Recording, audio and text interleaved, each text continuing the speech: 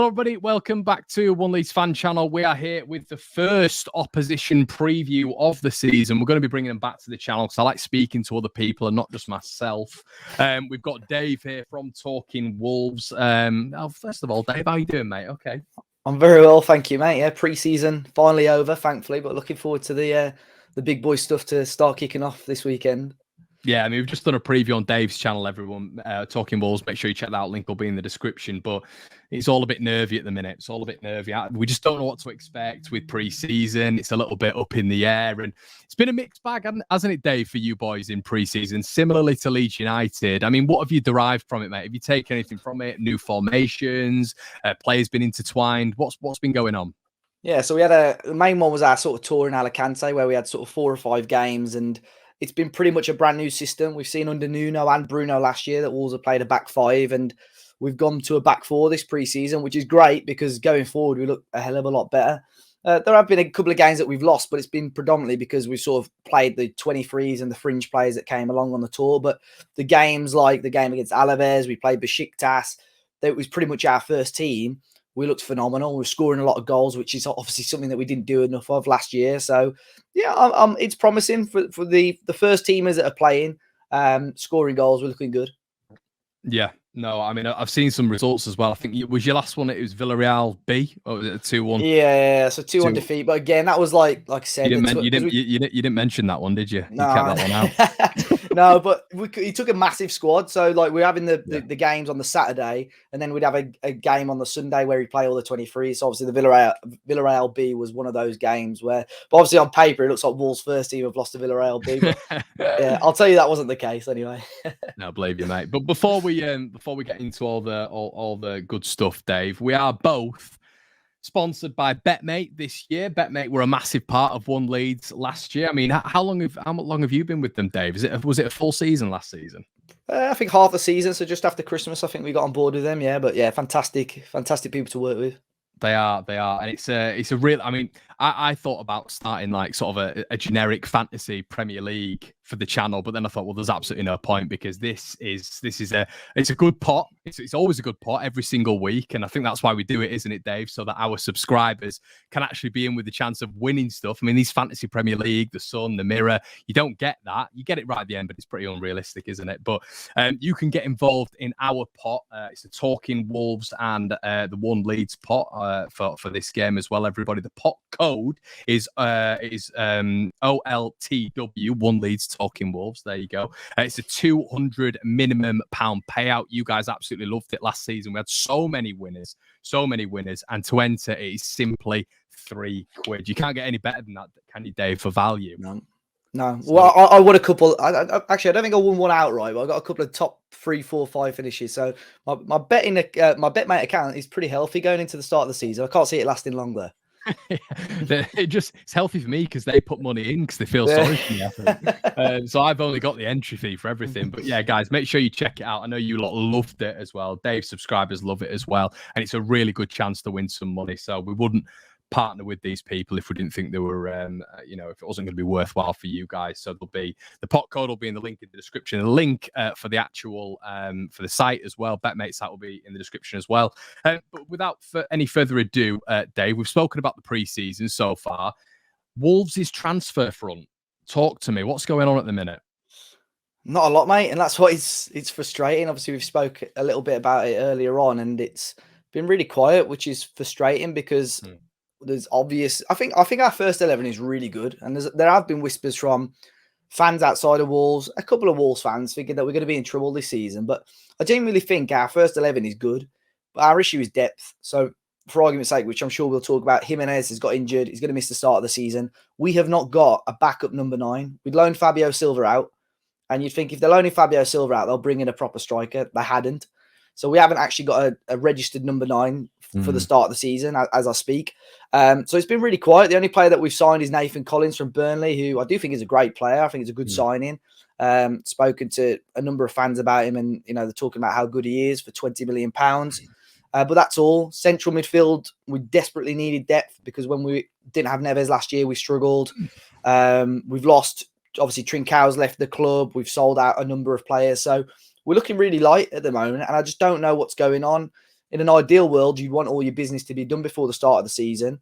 Bruno Lage said at the end of last season he wanted the majority of his squad ready before pre-season even started, and that's just not being the case. So I don't know if the club are trying to, or the players they're looking at trying to sign are sort of still evaluating their options, because, you know, there are players that sort of wait towards the end of the transfer window and sort of resign themselves to a certain club, which doesn't sound great, but I don't know. Hopefully it's a positive that Wolves are going towards top players that sort of are looking at their options before the end of the window. I think that's what it is there. I mean, I'm also massively frustrated by that. I mean, we've bought players in, we've let players go, so there's been a lot of activity. But it is one of those things where ideally, I mean, you want all your players in before, you know, you start the bulk of the preseason friendlies as well, don't you? Because you want your side to gel. I mean, we've got Cagliari on Sunday on the 31st, and I'm thinking to myself, well, we haven't got another striker and we haven't got a left back in. You know, there's an argument that we need another centre back in there.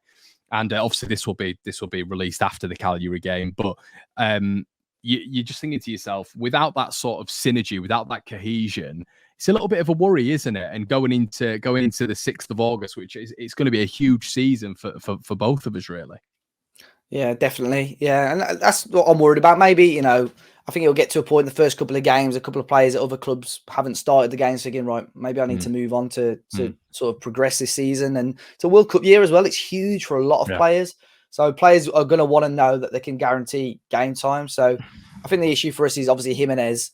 A lot of strikers that we're looking at would probably know they're probably going to be back up to Jimenez, but I don't think that's the case this year. I think there's genuinely a case that people can rival him for a starting place. And if we'd brought somebody in, they would have been starting the first 3 or 4 games of the season. Yeah, I mean, the big talking point, Dave, that I know everybody's going to be speaking about is Bruno Lage still hasn't beaten Leeds United, has he? Even at our weakest point. Yeah, I don't know. I don't know what sort of happened, mate, to be honest with you, because, I mean, when I look at that Ellen Road game, I think to myself, Wolves had their foot on our neck there for large points of that game. And you're looking at, I mean, I was down there and you're thinking 30, 35 minutes in, if Wolves wanted to, they really could have turned up the heat. And for some bizarre reason, Bruno Lage he changed it, didn't he? And it was like from being really sort of productive on the offensive front, you almost just went to sort of a back 11, stuck every single man behind the ball, and almost invited Leeds to come onto you, which ended in the last minute penalty that Joe Gelhardt won. And on top of that, then for the second game as well, which we'll come on to in a little bit, the 3-2 win, which was a little bit more of an anomaly, of course. But that first game, do you think Bruno Lage is going to set up a little bit like that in this one, or do you think it'll definitely go for the cutthroat approach a little bit more? I think, yeah, like I said earlier, he's changed the system, and I'm hoping that he's not sort of tricked us all in pre-season and goes back to a back 5 at Ellen Road. But yeah, that game still frustrates a lot of people. There were a lot of games like that last year where, you know, we missed out on Europe in the end. We had a disastrous end to the season, but there were games like that one against Leeds. We'd drawn to Burnley. We'd drawn to Norwich. And you think if we actually picked up wins in those games, which were winnable, you know, we could have been in such a different position. The frustrating thing about that game against Ellen Road last year was you had so many injuries. Like, that was a really weak Leeds side. Yeah. And we had that early goal, and Wolves fans are rubbing their hands together thinking, yeah, happy days. And it almost gone back to that sort of typical Portuguese, you know, let's park, Nuno used to do it, let's park 11 men behind the ball for 60 minutes, stink out this place, and let's see what happens. And it backfired massively, and he got a lot of stick after that game. But if I remember, it's still quite early on in the season, and there were a lot of things that I think he learned very quickly about the Premier League. We had a game against Brentford, similar at the start of last season, where he implemented a lot of things that Brentford did to us for the rest of the season. And I know Leeds fans gave us a lot of stick saying about the time wasting antics, which I fully understand, and it came back to bite us in the end. And yeah, the one at Molineux, I still can't believe how we chucked that away. I felt like that was one of our best first half. It was one of our best, the most comfortable performances. I think Neves came off injured quite early on. That's where he got injured, and that's changed our game plan. But Trincao came on and did really well when he came onto the pitch. But yeah, the red card, we lost our heads completely. Dave, as well, what we haven't touched on, I mean, we've mentioned the game at Molineux, Leeds United getting 3-2 win there, which is unbelievable scenes for us anyway. But from then on, Dave, I don't know if it was sort of the catalyst, but I don't know if you picked up maybe one more win all season. But I mean, I checked before we started this, did a bit of research, which I don't normally do, and you didn't win a game in the last 7. I mean, what on earth went wrong for Wolves? I don't know, mate. Genuinely, I think, because around when we'd lost to you, just before we'd played Arsenal twice in quick succession as well, and we were fighting them for a European spot, really. And we had 2 similar games to the game against you, really feisty affairs where we came out on the losing end. And I think the only other game we won around that period was when we beat Villa at home. And other than that, we were absolutely dreadful. We lost to teams such as Burnley, Newcastle, Norwich. We dropped points against as well. So a really poor end to the season. And I'm hoping that's all been forgotten now. I think that's why Bruno Lage has gone with a fresh approach in pre-season, gone for something completely different, a little bit more forward thinking and attacking. And hopefully it's to sort of get rid of that poor form towards the end of last season. What are the expectations then, Dave, for this season, pal? You just mentioned the transfers. You just mentioned, obviously, your pre-season, which has been a mixed bag. Bruno Lage has switched up the formation a bit. Collins has come in. Are you sort of looking at a top 10 finish, or are you thinking to yourself this season might be a little bit more transitional? Ideally, I'd want a top 10 finish again. It depends who you ask, really, because I think there are a lot of Wolves fans still with the mindset that we should be challenging for Europe because Nuno set himself such a high standard when we won the championship. He'd finished 7th twice, and when he'd finished sort of 14th that following season, it was disaster at Wolves. Bruno Lage did well with the limited budget and resources he had, and I'm hoping he'll do well again this season. So I think if we can get a top half finish, that'd be great. I really don't want to be sucked in towards that sort of bottom half of the table, sucked into any sort of relegation battle. I think we're too good for that, as big-headed as that sounds. I think the first 11 is definitely too good for that. But yeah, it's just on about, I think it's how we start the season. We've got bar Spurs, no disrespect to Leeds. I think we've got some winnable games that first month of the season. And if you can kick off the season with some good consistency, especially before the winter break, I think we've got a good chance of doing something quite nice again this season. Yeah, I think we're thinking like that as well, mate. I mean, bar sort of Chelsea. I mean, we've got yourselves, we've got Southampton, we've got Brighton, we've got Everton. And in the Premier League, from where we have been as clubs, it's a decent run. It's a decent run. So picking up points early, it really is pivotal. And it's going to be interesting to see what both teams do. But there's one man who not even polarizes, to be honest, Dave. He's not well liked on the Leeds United scene, and we've touched on him a little bit. But Raul Jimenez, the play actor, the man who I don't think I've seen that many grown men display such visceral hate towards a man as I have done with Leeds fans and Raul Jimenez. He's an interesting guy. Sometimes, Dave, I do think there's no need for it. He's such a fantastic footballer that I think to myself, or is that a bit of an archaic viewpoint, mate? Is that just the way football's gone nowadays? It's weird because I would say before Bruno Lage, I'd never, let's even say before his injury, I'd never seen Raul Jimenez act like he had, not just in that game, throughout most of the season. He'd got 2 red cards, one of them obviously against Leeds, another one for 2 stupid bookings against Man City. And just little stuff on there like, what? Like, Podence has done it since he'd signed, and I think you'll probably see it again at Ellen Road. Podence likes the sort of extra 3 or 4 rolls on the floor before he gets up. Neto will probably be the same, But I think that is the sort of nastiness, and I know it doesn't sound great, but it's the sort of nastiness and dirtiness that we never had under Nuno. And I'd mentioned it earlier, that game against Brentford, they did it to us for the whole 90 minutes. I think Bruno Lage learned something very quickly about the Premier League, is that you got to start peeing off people to maybe get that extra yard on them. So yeah, like Jimenez, I'd never seen it before, but yeah, I remember the home game at your Ellen Road where, like I said earlier, a lot of people were sending him abuse on Twitter, and it probably didn't help him with that red card, such a controversial red card at Molineux as well. Yeah, he's definitely. I'm sure a lot of Leeds fans will be commenting on this one. He's probably faked the injury, so he doesn't have to play on Saturday. To be fair, but I mean, we spoke about him before, mate, on your channel. But you've actually spoken about your 11, and we're going to get into your 11 in just a little bit. But I'm going to give a little bit of a spoiler. You have mentioned Morgan Gibbs-White in there in the sort of false nine role. Someone who I know Leeds have definitely shown interest in, potentially even inquired about if certain reports are supposed to be true. What do you make of him, and do you think Wolves will be able to keep a hold of him? I think we'll keep a hold of him. I think the club wants to keep him. The issue with Morgan is that a couple of years ago under Nuno, had recalled him from a pretty promising loan spell at Swansea, said, right, we're going to play you, and barely gave him a kick for the second half of the season. So obviously that wound Morgan up quite a lot. And they had a great year, like you've seen. He had a great year at Sheffield United last year, and Bruno Lage wants to make him Bruno Lage wanted to keep him last year again, but Morgan again is just somebody that wants to play football. He's not happy with just sitting on the bench. He wants to play football, and I think a full season at the sort of top end of the Championship had really helped him.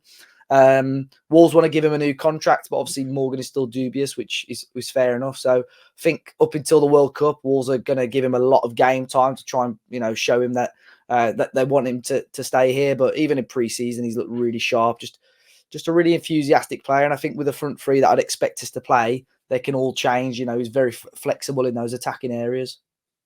Yeah, it's interesting. I almost see it as sort of a similar impact as maybe Chelsea are trying to go with Conor Gallagher. He had a really good breakout season at Crystal Palace. Obviously, he's had a couple before that in the Championship as well. But I think Wolves will definitely be trying to replicate that, won't they, in terms of impact from Morgan Gibbs-White. I think he's got every attribute to step up, mate. So he's definitely going to be one that I'm going to be keeping a keen eye on. In terms of, obviously, we've done our BetMate 7. I'm going to flash mine up on screen now, mate. So I have gone with my Leeds team. I've gone with Elan Mele in net, Christensen and Strauch at the back. I've gone with the new boys, Rocker and Aronson in midfield, Bamford as captain.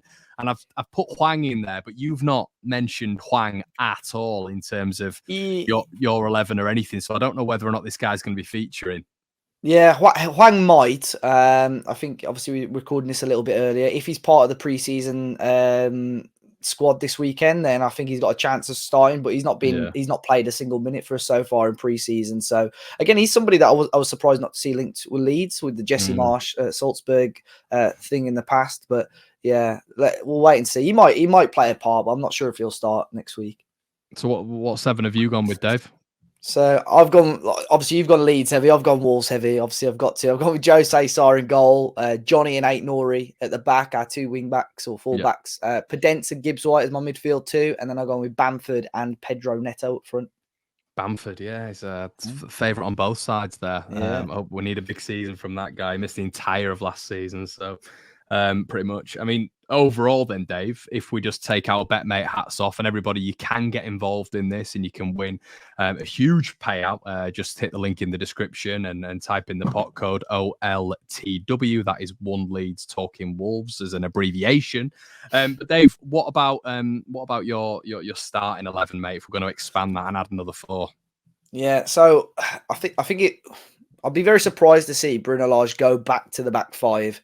With the injury of Jimenez, it's possible, but I don't think so. So I would say Sarr in goal, Aït-Nouri and Johnny as the fullbacks, the 2 centre-backs. I'm going to say Nathan Collins and Max Kilman. I think it would be very harsh on Connor Cody, but I'm not 100% comfortable with him in a back 2 right now. Right. Then Donker, Matinho and Neves as a midfield 3. And then a front 3, very fluid, of Podence, Neto and Gibbs-White. I'd assume we'd start with Podence through the middle, Neto on the left and Gibbs-White on the right, but I think you'll see them slot into all different positions on the pitch throughout the game.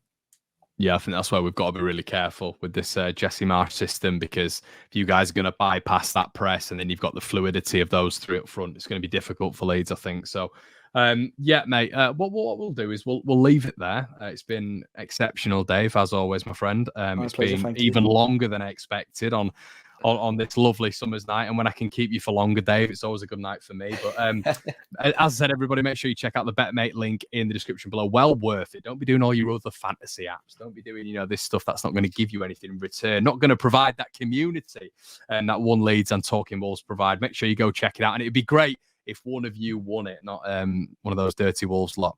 No. Only joking. But yeah, make sure you check out Dave's channel. Dave, what are you going to be talking about, mate? What can people from the Leeds Persuasion expect from the #1 Wolves channel? Yeah, so obviously there's going to be match previews like this. We'll have my match reaction after the game at Elland Road on Saturday. We'll have the fans react, which I know caused a lot of laughter from the Leeds end last season, where we get fans sending their thoughts after the game. So the game against Molineux, yeah, we got a lot of stick for that one. And then obviously podcasts. We'll do a podcast after the game as well, a much longer version. So if Leeds fans don't mind sitting down and listening to a bunch of other football fans talking about the game, then yeah, feel free to listen to that as well. And if they do lose, if we do win, Dave might give us a special in his car as well. Yeah, which was perfect last time. But guys, make sure you check out Dave as well. Talking Wolves, the lads over there do a fantastic job. Link will be in the description below. Check out BetMate, as I keep on saying, well worth it. And cheers for coming on, Dave, and we'll see you in a bit. Cheers.